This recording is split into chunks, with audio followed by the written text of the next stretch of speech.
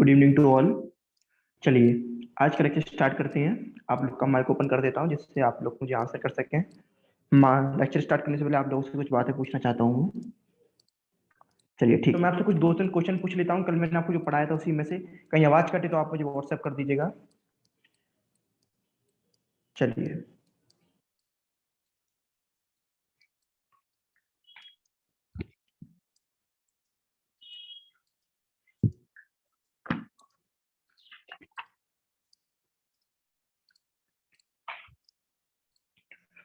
चलिए तो कल मैंने आपको 4 ऋतुओं के बारे में बता दिया था, शिशिर बता दिया था मैंने आपको। बसंत, ग्रीष्म और हेमंत, ये 4 ऋतु हमारी हो गई थी। 2 ऋतु आज हमारी रह गई है, कौन कौन सी? वर्षा और शरद। ये 2 ऋतु के बारे में चर्चा करनी आज रह गई है, ठीक है। ज्यादा देर का टॉपिक नहीं है, इस टॉपिक को खत्म कर देंगे आज। इसका रिवीजन भी करा दूंगा, इस चैप्टर जितना हो सकेगा रिवीजन करा दूंगा। जो जो बातें बताने की होंगी सारी बातें मैं रिपीट कर दूंगा, सारी इंपॉर्टेंट बातें, जिससे चैप्टर का रिवीजन कंप्लीट हो जाए। और आज की क्लास थोड़ी लंबी रहेगी, हो सकता है जितनी देर तक मन करे मेरा, और जितनी देर तक आप लोग भी क्या कहते हैं थक ना जाए, उतनी देर तक आज की क्लास थोड़ी लंबी लेंगे, ठीक है। चलिए, क्योंकि बीच में छुट्टी हो जाती है तो उसको कहीं ना कहीं कवर करना पड़ेगा, तो आज क्लास लंबी लेंगे। और संडे में भी क्लासेस आपकी मोस्ट प्रोबेबली 2 क्लासेस कम से कम रहेंगी संडे में, ठीक है। तो संडे के लिए भी प्रिपेयर रहिएगा आप लोग। चलिए, हम बात कर रहे थे शिशिर ऋतुचर्या की। तो मैंने आपको शिशिर ऋतुचर्या में बताया था कौन कौन से रसों का सेवन नहीं करना। आप बताइए कौन कौन से रसों का सेवन नहीं करना, कौन कौन से रस वर्जित हैं, बताइए। याद आया किसी कुछ? कटु, तिक्त, कसाय, यानी ये तीनों रसों का सेवन नहीं बताया है या वर्जित बताया गया है। और दूसरा, ऐसे आहार विहार जो वातज हों, ऐसे आहार विहार जो लघु हों, ऐसे आहार विहार जो शीत हों, इनका सेवन भी आपको करने के लिए नहीं बताया गया, ठीक है। तो आप लोग थोड़ा आंसर करिए। बसंत बताइए, बसंत में किस तरीके के आहार विहार करने के लिए मना करा गया है, बताइए। मधुर, अम्ल, लवण। ठीक है, मधुर, अम्ल। लवण के लिए तो खैर हाँ, लवण भी आप मान लीजिए। गुरु बोल दीजिए, स्निग्ध बोल दीजिए, दिवा स्वप्न बोल दीजिए, ठीक है। इन सबको क्या कहते हैं बसंत में कॉन्ट्राइंडिकेट बताया है। ग्रीष्म में ऐसा कौन सा चीज है जिसको बताया गया और ऋतु में नहीं बताया गया? ग्रीष्म में से क्या स्पेशल आइटम है, बताइए। दिवा स्वप्न। दिवा स्वप्न, बहुत अच्छा। एक कोई सत्तू का भी कोई नाम आया था, क्या बताया गया था, बताइए। ग्रीष्म उदमंथम, में सत्तू का सेवन करना चाहिए। उदमंथम का सेवन या मंथ का सेवन या सत्तू का सेवन करना चाहिए था।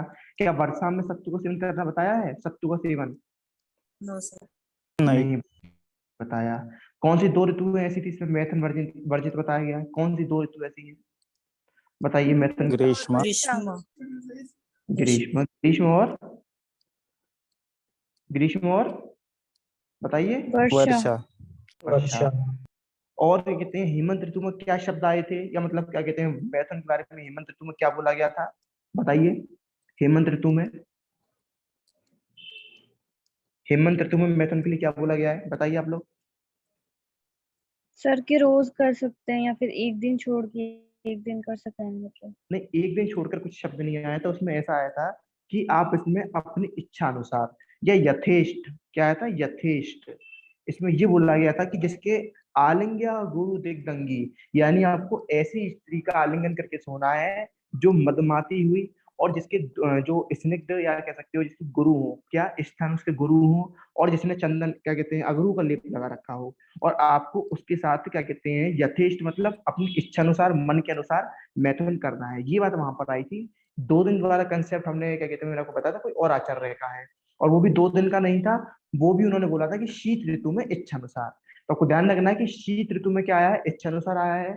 चरक ने बोला है आलिंग्या गुरु दिग्दंगी, ठीक है। और क्या बोला था, क्या कहते हैं कि आपको यथेष्ट, यानी जब मर्जी करे, जितना मर्जी करे, आप उतना मैथुन कर सकते हैं। किसमें? हेमंत में और शिशिर में, ठीक है। तो यहाँ तक हमारी बात हो गई थी। एक तरीके से छोटा सा मैंने आपको कल की 2-4 महीने आपसे बातें जानना चाहिए कि आप लोगों ने कुछ पढ़ा है नहीं पढ़ा। चलिए सही है, आप लोग थोड़ा पढ़ते हुए चल रहे हैं। चलिए मैं स्क्रीन लगाता हूँ और आगे की बात आज कंप्लीट करते हैं चैप्टर को। पूरे चैप्टर का रिवीजन कराएंगे आज आपको।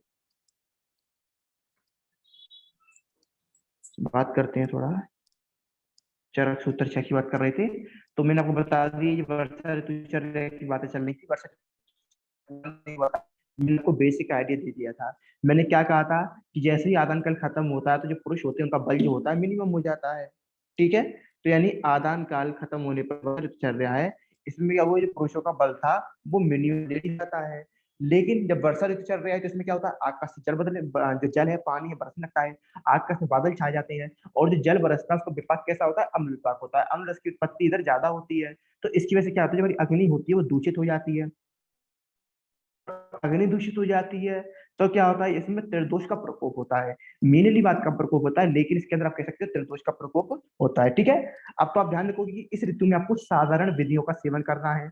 साधारण विधि मतलब ऐसी विधि जो त्रिदोष शामक हो, ना ही कि जो वित्त पर ध्यान दे रही है, ना ही जो बात पर ध्यान दे रही है, बल्कि ऐसी विधि जो त्रिदोष शामक हो, किसी भी दोष को ना बढ़ाए। तो इसलिए कह रहा है तस्मात साधारण सर्वो विधिर वर्षाशु सश्यति, यानी वर्षा में आपको साधारण, हमेशा ही, सर्व मतलब हमेशा ही वर्षा ऋतु में आपको ऐसी साधारण विधि का सेवन करना है जो त्रिदोष शामक हो। ठीक है, क्योंकि इसमें बताया जाता है कि त्रिदोष का प्रकोप होता है, मेनली वात का प्रकोप होता है। क्यों प्रकोप हो रहा है, क्योंकि जो अग्नि है वो और ज्यादा दूषित हो गई, जल का अम्ल विपाक के होने के कारण जल में मेघ ने घेर लिया तो अग्नि कमजोर हो जाती है, दुर्बल हो जाती है। ठीक है, तो इसमें नीचे लिख रहा है कि प्रधान रूप से वात कुपित होता है, किंतु अनुबंध मतलब उसके पार्टनर, उसके साथ ही पित्त और कफ भी प्रकोपित हो जाते हैं। ठीक है, अब आगे देखते हैं, लिख रहा है उदमंथम। उदमंथम, तो मैंने आपको बताया था कि उदमंथ का सेवन वर्षा ऋतु में नहीं बताया गया। उदमंथ का सेवन ग्रीष्म में बताया गया था, लेकिन यहाँ पर नहीं बताया गया। ठीक है, हेमंत में भी नहीं बताया गया इसका सेवन, किसका, उदमंथम का। तो लिख रहा है उदमंथम, उदमंथन का सेवन मतलब वर्षा में नहीं बताया गया। दिवा स्वप्न, दिवा स्वप्न भी नहीं बताया गया। इसका लिख रहा है अवश्याय। अवश्याय मतलब जैसे जब बारिश में क्या होता है, ओस गिरती है, ओस की बूंद हल्की हल्की बौछार सी गिरती है, आपको उस ओस का सेवन भी नहीं करना। नदी जलम, नदी के जल का भी सेवन नहीं करना। व्यायाम, व्यायाम भी नहीं करनी। आत्म, आत्म मतलब धूप का सेवन भी नहीं करना। चा एव और व्यवाय, मैथुन भी नहीं करना। ठीक है, तो क्या क्या नहीं करना, आपको उदमंथ का सेवन नहीं करना, दिवा स्वप्न नहीं करना, ओस का सेवन नहीं करना, नदी के जल का सेवन नहीं करना है, व्यायाम और धूप का सेवन और मैथुन का सेवन नहीं करना है। ठीक है, तो आप लोग ध्यान रखेंगे कौन कौन सी बातें कही गई है।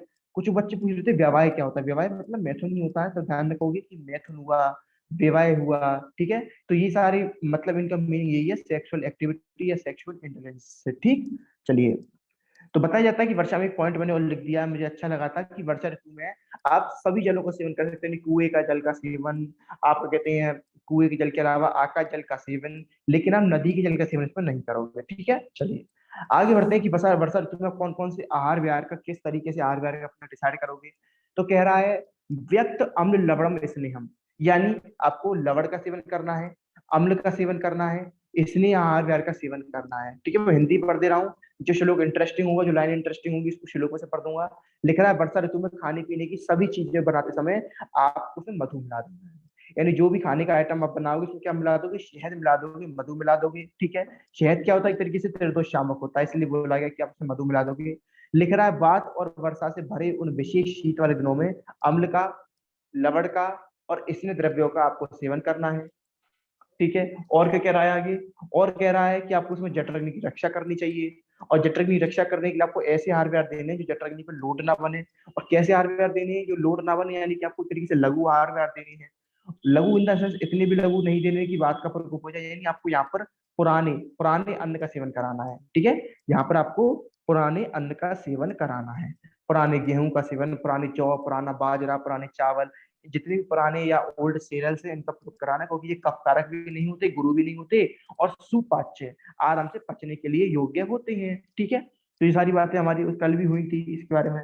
फिर कह रहा है कि मांसाहारी व्यक्तियों को इन आहार द्रव्यों को जंगल पशु पक्षियों को संस्कृत, यानी जो मांस है उसको संस्कारित करके लेना चाहिए, तथा शाकाहारी व्यक्तियों को संस्कृत, संस्कृत मतलब है क्या कहते हैं, एक तरीके से संस्कारित करके मूंग के यूज के साथ, यूज मतलब आपको पता है दाल का पानी जो होता है उसके लिए बोला गया यूज।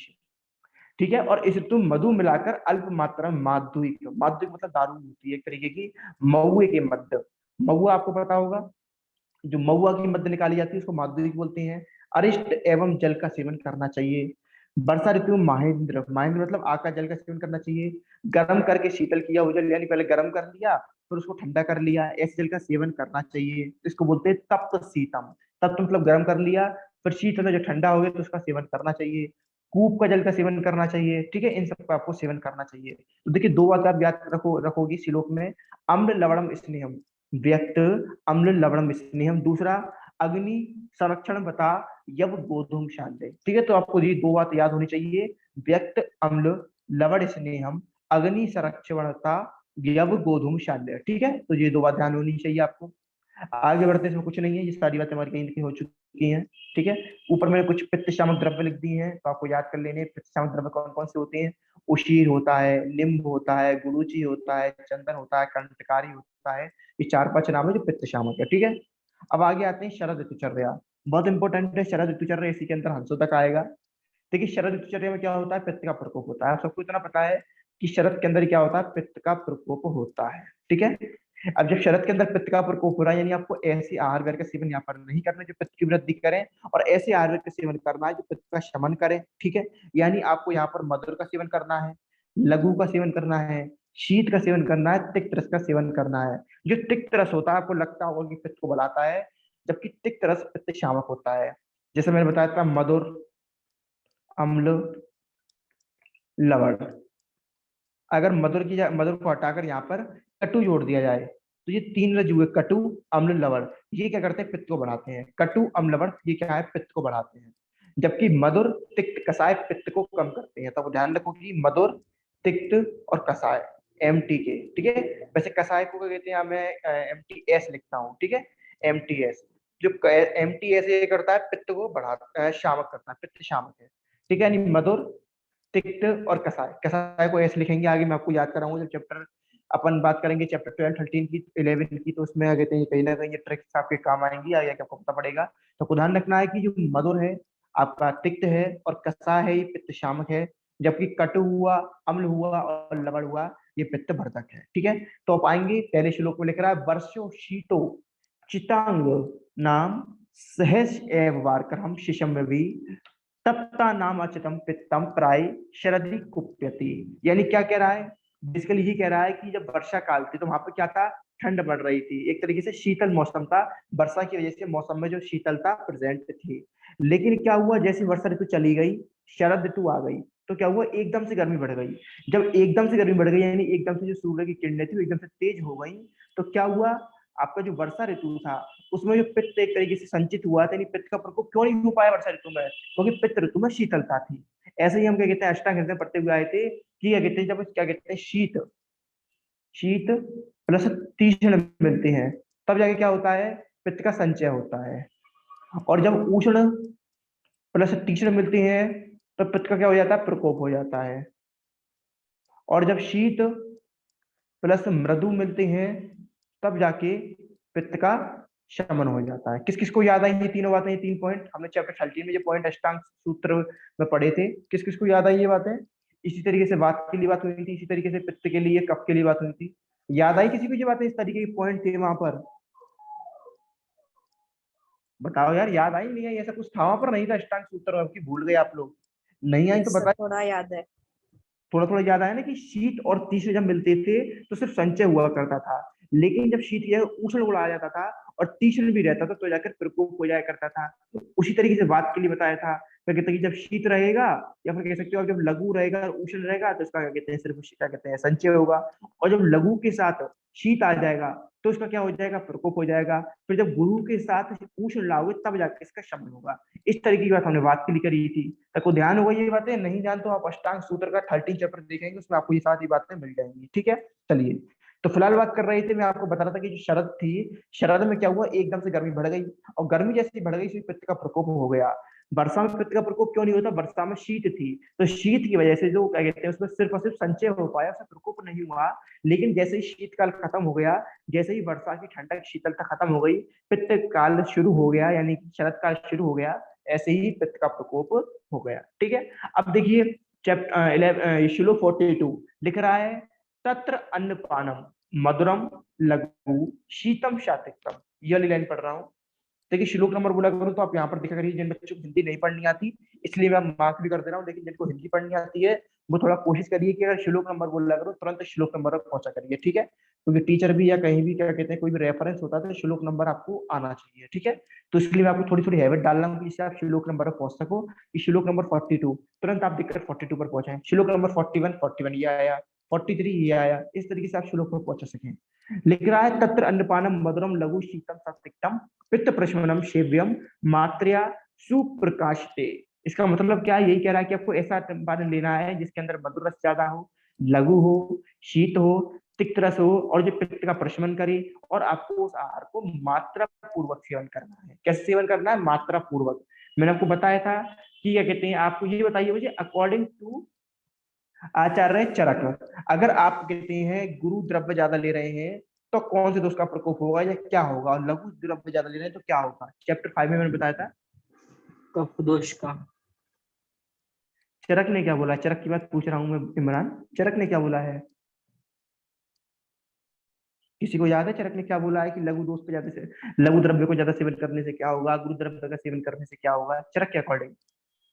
भागवत वाली बात पर भी आऊंगा, पहले चरक के अकॉर्डिंग जानना चाहता हूं मैं। देखिए चरक ने ये बोला था कि अगर आपने लघु द्रव्य का सेवन ज्यादा कर लिया तो अल्प दोष प्रकोपित होते हैं, और गुरु द्रव्य का सेवन ज्यादा कर लिया तो क्या कहते हैं, अल्प नहीं फिर वहां पर अति मात्रा में दोष प्रकोपित होते हैं, ज्यादा दिक्कत होती है। याद आई ये बात? नहीं आई किसी को? बताइए। Yes sir. तो बोला करो ना आप सब लोग इतने शांत क्यों हो जाते हो फिर? अब मुझे बताओ भागवत ने क्या बोला था? भागवत ने क्या बोला था कि अगर आपने गुरु मात्रा में ज्यादा सेवन कर ली तो क्या होगा, लघु मात्रा में सेवन कर लिया तो क्या होगा? भागवत ने क्या बताया? चलिए भागवत वाली बात बता दीजिए मुझे।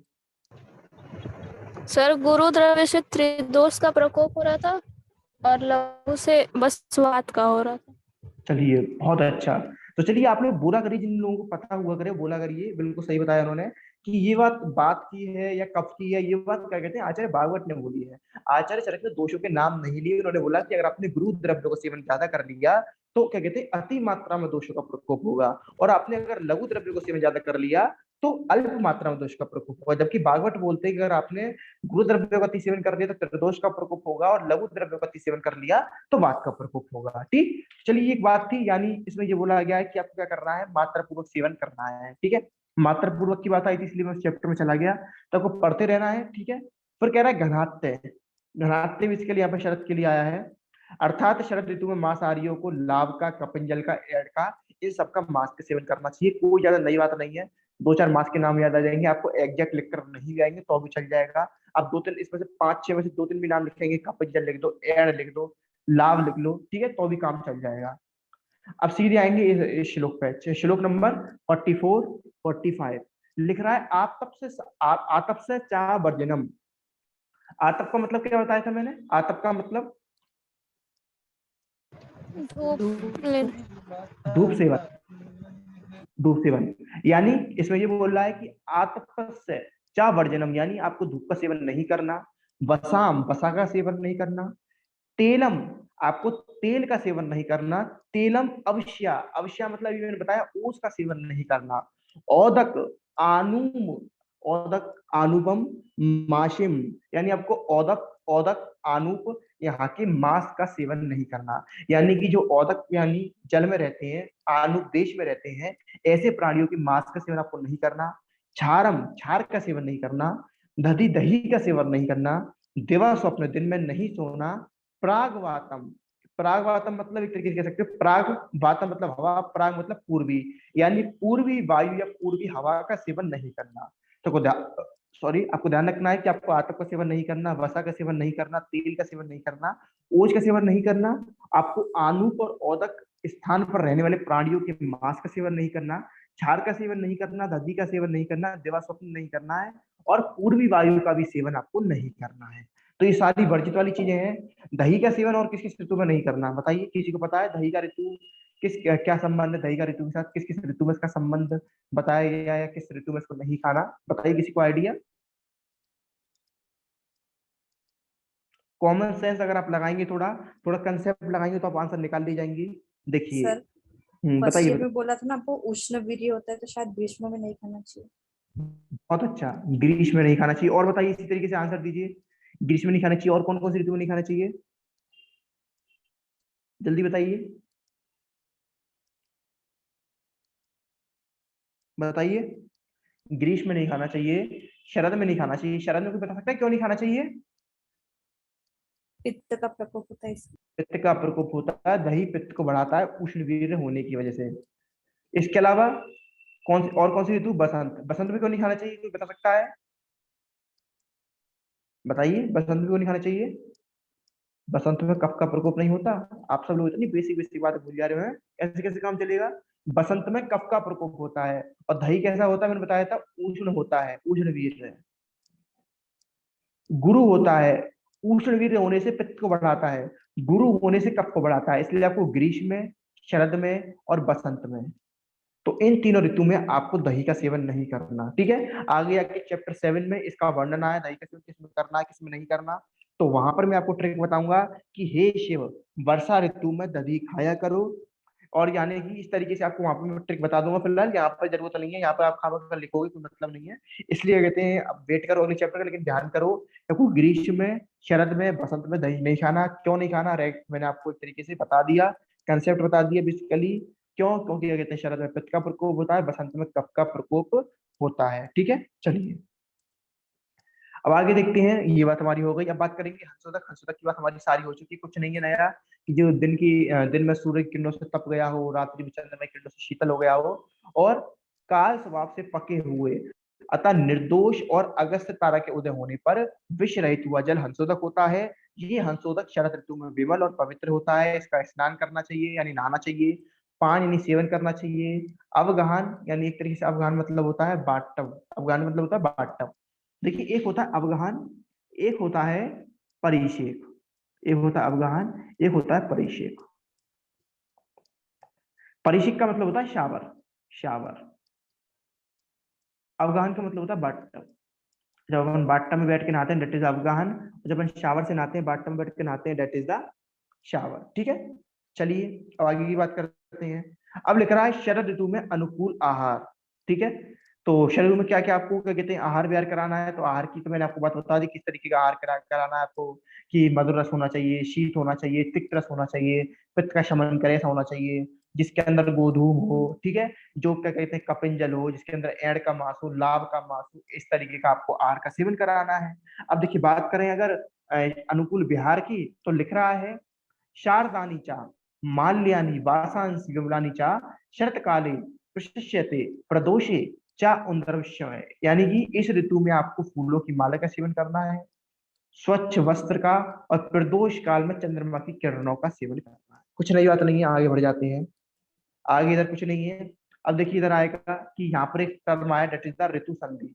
ऋतु संधि आप लोगों को पता है कि 14 डेज का समय होता है। यानी जो ऋतु खत्म हो रही है उसका अंतिम सप्ताह, और जो ऋतु स्टार्ट हो रही है उसके प्रथम मास का पहला सप्ताह। इस ऋतु में आपको क्या करना है, पहले ऋतु के जो संस्कार है उनको धीरे धीरे त्यागते जाना है, और जो दूसरी ऋतु स्टार्ट हो रही है उसके संस्कारों को ये करके अपनाते जाना है। फिर लास्ट में पॉइंट आया था रक्तज रोग की चिकित्सा। यानी किसी को रक्तज विकार हो तो क्या क्या करोगे, पहला लंघन कराओगे, दूसरा पित्त शामक चिकित्सा कराओगे, तीसरा विरेचन, चौथा रक्तमोक्षण। कुछ नहीं है, बस एक तरीके से याद कर लोगे। आगे आगे चैप्टर 18 में पढ़ेंगे इसके बारे में। अब जो टेबल है, टेबल में ज्यादा कुछ नहीं है, ठीक है, बस लेकिन मैं बता देता हूँ। देखिए टेबल, पहला देखिए हेमंत, सबसे पहले हेमंत। पहले ऊपर क्या लिख रहा है ये देख लीजिएगा आप। देखिए, चंदन का लेप कब लगाएंगे आप, ग्रीष्म में लगाएंगे। अगरू का लेप, देखिए एक तरीके से सारी ऋतु का रिवीजन है। चलिए इसको लास्ट में ले लेंगे अपन, ठीक है। जब रिवीजन कराएंगे तो रिवीजन इसी टेबल से करा देंगे आपका, ठीक है। तो पहले कहते हैं जो बच रहा है पहले उसको खत्म कर देता हूँ मैं। बस ये एक पेज बच रहा है, ठीक है। तो इस एक पेज को बता देता हूँ, सातवें वर्णन। देखिए सातवें का मतलब क्या होता है। देखिए क्या होता है, कभी कभी कुछ चीजों को हम हैबिचुअल कर लेते हैं। आपने सुना होगा कि चीजों को हैबिचुअल कर लेना, ठीक है। अब देखिए हैबिचुअल कैसे कर लेते हैं आप चीजों को। जैसे मैंने बताया, किसी व्यक्ति को अभी स्टार्टिंग में 10 डिप्स मारने में दिक्कत हो रही है, तो उसने क्या करा, आज एक डिप्स मारी, कल 2 डिप्स मारी, फिर 3 डिप्स मारी। इस तरीके से उसने धीरे धीरे धीरे धीरे जो डिप्स थी उसको मारता चला गया, जिम करता चला गया। यानी उसने धीरे धीरे जो क्या कहते हैं उसकी अनफेवरेबल कंडीशन थी उसको फेवरेबल कर लिया। फेवरेबल कैसे करा, प्रैक्टिस से करा, डेली उसकी प्रैक्टिस कर ली, डेली उसको अपनी प्रैक्टिस में लाया, तब जाके उसके लिए सूटेबल हो गई। यानी उसने अपनी चेष्टा से उस तरीके की उस एक्सरसाइज को, उस बिहार को उसने अपने लिए सूटेबल बना लिया। उसी तरीके से कुछ लोग होते हैं, क्या कहते हैं कि पहले तो कुछ दूध पी नहीं पाते, पर धीरे धीरे क्या करा, एक व्यक्ति था वो आधा किलो दूध नहीं पी पाता था, उसने क्या करा, स्टार्टिंग में 1 कटोरी दूध पिया, फिर 2 कटोरी दूध पिया, फिर 3 कटोरी। इस तरीके से दूध की मात्रा को धीरे धीरे धीरे धीरे बढ़ाया। और धीरे धीरे बढ़ाने के बाद क्या हुआ, उसको इतना अभ्यास हो गया कि उसने उसको ढाल लिया अपने ऊपर, यानी फिर उसे कोई दिक्कत नहीं आती, फिर वो क्या कहते हैं 1 लीटर दे दो 2 लीटर दे दो, सारे दूध को पचा जाता था। यानी एक तरीके से सात्विक का मतलब क्या होता है कि चीजों को अपने अनुसार ढाल लेना, या चीजों को सेवन करने लायक बना लेना कि जिससे आपको कोई दिक्कत ना हो। ठीक है, अब देखिए ये लिख रहा है कि पहला इसमें आया ओक सात्विक। ओक सात्विक का मतलब क्या, जो मैंने अभी आपको बताया कि इस प्रकार चेष्टा यानी कोशिश विहार करके और आहार के अनुसार ऋतु सात्विक उपदेश किया गया है। अब आगे सुनेंगे, जो आहार और विहार उचित यानी निरंतर अभ्यस्त डेली प्रैक्टिस होने से आपको शरीर के लिए हितकारी होता है, उसे ओक सात्विक कहते हैं। होमोलोगेशन मतलब आपको पता ही है, जो आपने ढाल लिया, कैसे ढाला है, एक्वायर्ड किया है, आपको मिला नहीं था, इनेट नहीं, आपको अपनी मम्मी पापा से नहीं मिला, आपको डिप्स मारने की कैपेसिटी, आपको जिम जाने की कैपेसिटी, आपको दूध का सेवन करने की कैपेसिटी अपनी मम्मी पापा से नहीं मिली, आपने उसको प्रैक्टिस से फेवरेबल करा है, आपने उसका डेली अभ्यास कर करके उसको अपने लिए सूटेबल बनाया है। ठीक है, तो ध्यान रखना है कि जो कैपेसिटी है उसको आपने खुद डेवलप किया है, that is the acquired homologation. ठीक है, तो ये लिख रहा है, तात्पर्य ये है, कभी कभी क्या होता है, हम लोग जो अनुचित चीजें हैं, अनुचित मतलब जो हमारे लिए नॉन बेनिफिशियली हमको नुकसान पहुंचाती है, उनको भी हम साथ में बना लेते हैं। जैसे बताया जाता है कि ग्रीष्म ऋतु में क्या बोला गया है कि आपको मद्य नहीं पीनी, या अल्प पीनी है, या अधिक जल पिलाकर अधिक जल मिलाकर पीनी है। लेकिन कुछ लोग क्या होता है, उसको फॉलो ही नहीं करते, उनको इतनी हैबिट होती है कि उसको अब भी नीट पी रहे हैं, इतनी गर्मी में भी वो क्या करते हैं, नीट पीते हैं। क्यों? क्योंकि उन्होंने उसको ढाल लिया, उन्होंने उसको ओक साथ में कर लिया, यानी उन्होंने उसको एक्वायर्ड होमोलोगेशन में लिया है, यानी उसकी हैबिट हो गई है, कोई दिक्कत नहीं होती। उन्होंने क्या करा, मतलब उन्होंने जो अपत्य चीजें हैं, जो नुकसानदायक चीजें हैं, उन्होंने उसको भी ढाल दिया। तो यही कह रहा है कि तात्पर्य ये है कि अनुचित यानी गलत चीज को भी यदि निरंतर सेवन करने से प्रकृति के अनुकूल आ जाए, तो आपको ये नहीं समझना चाहिए कि ये अच्छी बात है। आप ये समझो कि मैंने दारू का सेवन करना सीख लिया है, या मैं अब हैबिचुअल हुआ हूं और मैं पीऊंगा तो कोई दिक्कत नहीं होगी, ऐसा नहीं है। यानी अगर आपने प्रैक्टिस से गलत चीज को भी अपने बिहेवियर में ले दिया है, तो आपको उसको छोड़ना पड़ेगा, ये छोड़ना चाहिए। और किस तरीके से छोड़ना है, ये अपन बात करेंगे चैप्टर 7 में। इसका अगला चैप्टर जो है उसमें बात करेंगे कि अपत्य आहार को या अहित आहार को किस तरीके से सेवन छोड़ना है, और हित आहार के सेवन को किस तरीके से करना है, किस तरीके से हैबिट में लाना है, ये अगले चैप्टर पर बात करेंगे। फिर आती है साथ में वर्णन, साथ में के बारे में बात कर रही है, तो कह रहा है साथ में को जानने वाला विद्वान देश और रोगों से विपरीत गुण वाले आहार विहार का सेवन करके उसको साथ में मानते हैं। कोई बात नहीं है, बस आप ध्यान रखोगे कि यहाँ पर 4 प्रकार का साथ बताया गया है, पहला ऋतु साथ में, दूसरा ओक साथ में, तीसरा देश साथ में, चौथा रोग साथ। तो 4 प्रकार के साथ में यहाँ पर बताया गया है। ठीक है, तो यहाँ तक आपका ये चैप्टर पूरा हो जाता है। आइए एक बार मैं आपका ऋतु का रिवीजन करा देता हूँ। रिवीजन के लिए बस ऋतु है एक तरीके से, बाकी तो मैं आपका सारा रिवीजन करा चुका हूँ। आदान काल क्या है, विसर्ग काल क्या है, कोई नई बात नहीं है। मैं आपको चलिए एक बार और बता देता हूँ। आप लोग क्या कहते हैं, बेसिकली आप लोग ही बता देंगे मुझे। चलिए आप लोग ही मुझे बता दीजिए कि आदान काल और विसर्ग काल में क्या क्या डिफरेंसेस है, जल्दी बता दीजिए, जिससे मैं टेबल रिवाइज करा के 5 मिनट में आपकी छुट्टी कर दूँ। सर ठीक है, आदान काल को आग्नेय काल भी कहते हैं, विसर्ग काल को बहुत सौम्य काल भी कहते हैं। बहुत अच्छा, और बता आदान काल में शिशिर वसंत ग्रीष्म ऋतु आते हैं, दीजिए। विसर्ग में वर्षा शरद हेमंत आते हैं। हम्म। आदान काल में सर सूर्य का बल ज्यादा होता है, हमारा बल कम होता है। सूर्य का बल ज्यादा होता है, बहुत अच्छा, सूर्य का बल ज्यादा होता है ठीक होता है, और हमारा बल कम होता है। कम ठीक होता है, है, मन से निर्बल होता है। फिर इसका अपोजिट विसर्ग काल में रहता है, यानी इधर क्या अपना होगा, बल, सूर्य का चंद्रमा बल कम होगा, हमारा बल ज्यादा होगा। चंद्रमा का बल ज्यादा होगा और हमारा बल भी ज्यादा ज्यादा होगा। आदान होगा। काल में आपने ऋतु बताएंगे, इसमें कौन कौन से रसों की उत्पत्ति होती है, शिशिर में कौन से रस की उत्पत्ति होती है, बसंत में कौन से रस की उत्पत्ति होती है, ग्रीष्म में कौन से रस की उत्पत्ति होती है, बताइए जल्दी जल्दी। शिशिर सर बताइए। सर शिशिर में तिक्त, शिशिर में तिक्त, बहुत अच्छा। बसंत में, कसाय, ग्रीष्म में, कटु। कटु, मधुर, कटु कटु सर, कटु। और अब मुझे बताइए वर्षा में किसकी होती है, अम्ल। सर वर्षा में अम्ल, शरद में, लवण लवण, की, लवण। में मधुर की। ठीक है, इस तरीके से आपको टिप्स पर याद करना है।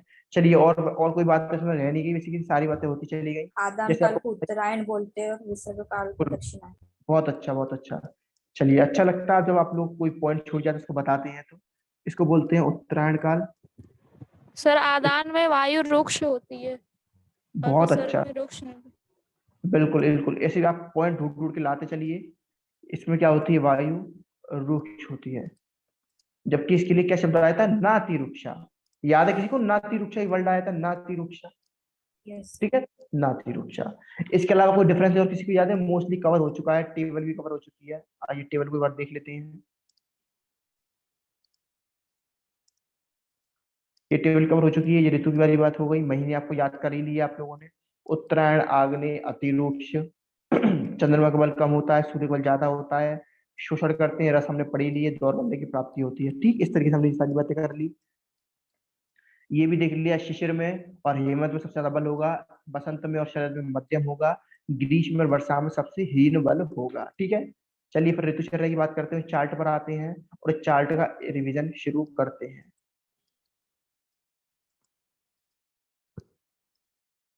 देखिए, 6 ऋतु लिखी गई है, हेमंत, शिशिर, बसंत, ग्रीष्म, वर्षा, शरद। कॉलम वाइज पढ़ते चलेंगे आपस में कंपेयर करते हुए। कह रहा है हेमंत ऋतुचर्या में क्या होता है, शारीरिक बल हमारा कैसा होता है, श्रेष्ठ होता है। ठीक है, आप सबको पता है, आप सब क्या कहते हैं बोलिएगा, अगर कुछ आपको एक्स्ट्रा पता हो या एक्स्ट्रा कोई बात याद आए कि आप बोलना चाहते हो, बोल सकते हैं बिल्कुल। शिशिर ऋतु में क्या बोला गया है, हेमंत शिशिर तुल्य। जो हेमंत है और शिशिर है लगभग बराबर है, लेकिन शिशिर में क्या होता है, ठंड थोड़ी ज्यादा पड़ती है। आदान काल, इसलिए इसमें रुक्षता, तो इसमें जो नियम है आपको उसमें और सावधानी पूर्वक फॉलो करनी है। ये वाला मैंने दूसरा पॉइंट आपको बता दिया कि शिशिर में आदान काल आ जाता है, रुक्षता आ जाती है, और इसमें क्या कहते हैं शीतलता अधिक पड़ने लग जाती है, इसलिए इसमें हेमंत से यही विशेषता है बस। जठराग्नि इसमें दोनों में तेज रहती है। ठीक है, इसमें कह रहा है बसंत में शारीरिक बल मध्यम रहता है, ग्रीष्म में बल जो है दुर्बल रहता है, वर्षा में बल कैसा रहता है, कम रहता है। जबकि शरद में क्या रहता है, मैंने आपको बताया कि शरद ऋतु में सूर्य की किरणों से आपका जो सहसा कुपित हो जाती है। ठीक है, बस कोई नई बात नहीं है। आप लोग इसमें अगर आप देखेंगे तो सारी बातें हमारी हो चुकी हैं। ठीक है, किस तरीके से आहार विहार है, किस तरीके से क्या बात है, आपको उसमें लिख रहा है कि आपको यहाँ पे गुरु द्रव्य का सेवन करो, वो भी बच जाएंगी। यहाँ पर आपको बात रही उष्ण गृह में सेवन करना है। ठीक है, आपको यहाँ पर क्या हो रहा है, बसंत ऋतु में मैंने आपको बताया था कि जो हेमंत में संचित कफ होता है, जब सूर्य किरण बसंत में तेज हो जाती है तो पिघल करके वो काय अग्नि को मंद कर देता है और कफ का प्रकोप हो जाता है। ग्रीष्म में मैंने बताया था, ग्रीष्म को मधुरस का सेवन करना है, शीत द्रव्य का सेवन करना है, और अन्नपान ऐसे हितकर बताए गए हैं। फिर मैंने आपको बताया था वर्षा ऋतु के बारे में, इसमें क्या होता है, जो वर्षा ऋतु होता है इसमें पृथ्वी तप जाती है, और जब वर्षा ऋतु में एकदम से पानी पड़ता है तो वाष्प ऊपर आती है, जल से बादल घिर जाते हैं और वर्षा के जल का अम्ल विपाक हो जाता है, जिसकी वजह से क्या होती है, क्योंकि अग्नि क्षीण हो जाती है और त्रिदोष प्रकोप होते हैं, मेनली वात का प्रकोप होता है।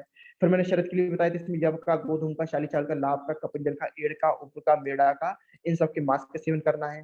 ठीक है, शरद में मैंने बताया था मधुर का, लघु का, शीत का, तिक्त का, इंद्रस का सेवन करना है, पित्त शामक द्रव्य का सेवन करना है। ठीक है, फिर मैंने बताए थे आपको बसंत हेमंत के लिए आपको आनुक का, औदक, इन रसों का, इनके मांस रस का सेवन करना है। शिशिर में कटु तिक्त कषाय आपके लिए निषिद्ध है, यानी इनका सेवन आपको नहीं करना।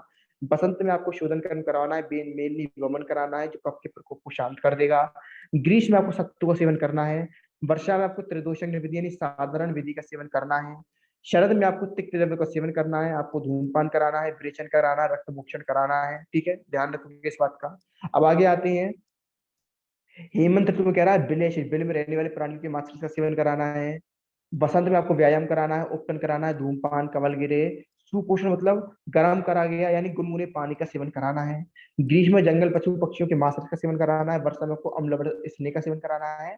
शरद में आपको इन चीजों से बचना है, देवा स्वप्न से, पूर्वी हवा से, औदक अनुप मास से, बसा से, तेल से, ओस से, छार से, दधी से सबसे बचना है। हेमंत में अनुपान में आपको मदिरा, सीतु, मधु का पान कराना है। बसंत में आपको चंदन का और अगरू का लेप लगाना है। ग्रीष्म में आपको घृत और दूध का सेवन कराना है। वर्षा ऋतु में आपको जठराग्नि की रक्षा करनी है। और हेमंत में मैंने बताया था, वो गोरस, इक्षु, विकार का सेवन कराना है। बसंत में आपको यव, गोधूम का सेवन कराना है। ग्रीष्म में बताया था मद्यपान नहीं करना, कम करना है, जलपान ज्यादा करना है। फिर मैंने आपको बताया था वर्षा ऋतु में हर चीज आपको मधु डाल देना है, थोड़ी मात्रा में खाना में मधु डाल देना है। हेमंत ऋतु में बताया था अभ्यंग कराना है, सिर में मसाज लगानी है, जय हो, जयंताक्षरित कराना है। किसमें, हेमंत में। आतप सेवन कराना है, भूमि की जगह मन चाह मैथुन करा देना है। हेमंत में रजाई का सेवन कराना है, रजाई उड़ानी है। रेशमी वस्त्र, चमड़े का या रंगीन कंबल, ये सब उड़ाना है आपको। बसंत ऋतुचर्या में शशक, एड़, इनका मांस का सेवन कराना है। बसंत में माद्विक, मऊए वाली मध्य का सेवन कराना है। ग्रीष्म में दिवा स्वप्न अलाउड है। रात्रि में चंदन का लेप लगा के आपको छत पर सुला देना है। वर्षा में हल्के कपड़े पहनाने, उपटन लगाना है, माला का धारण कराना है। वर्षा में उद्मंत नहीं कराना, दिवा स्वप्न नहीं कराना, व्यायाम, आताप और मैथुन नहीं कराना।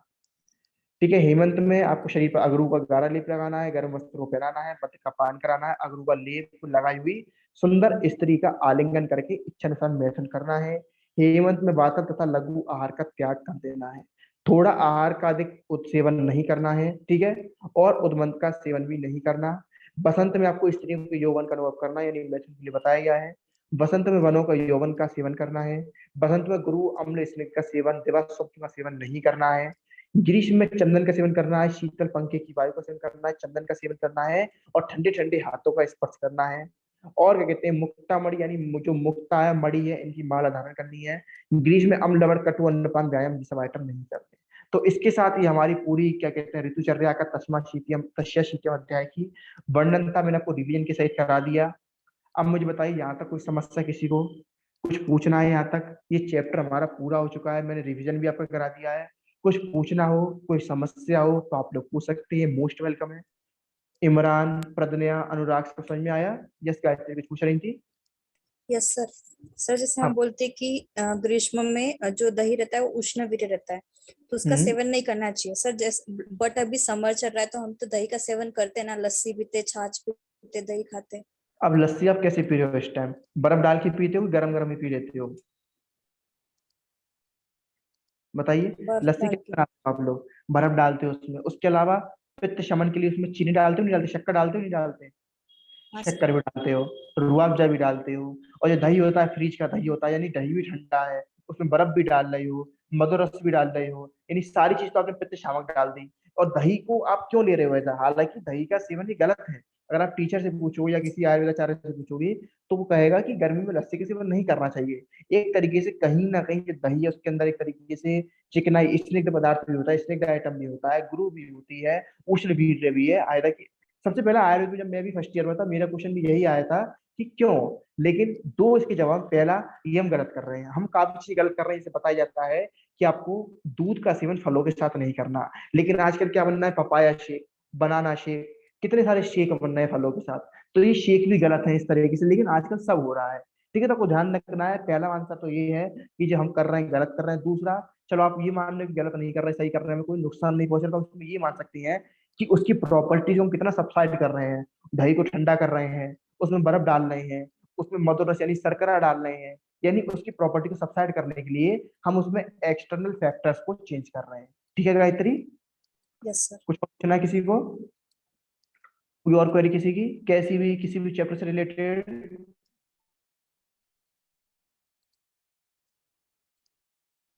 चलिए, ये हमारा ऋतुचर्या वाला यानी तक्षण पूरा हो चुका है। इसके साथ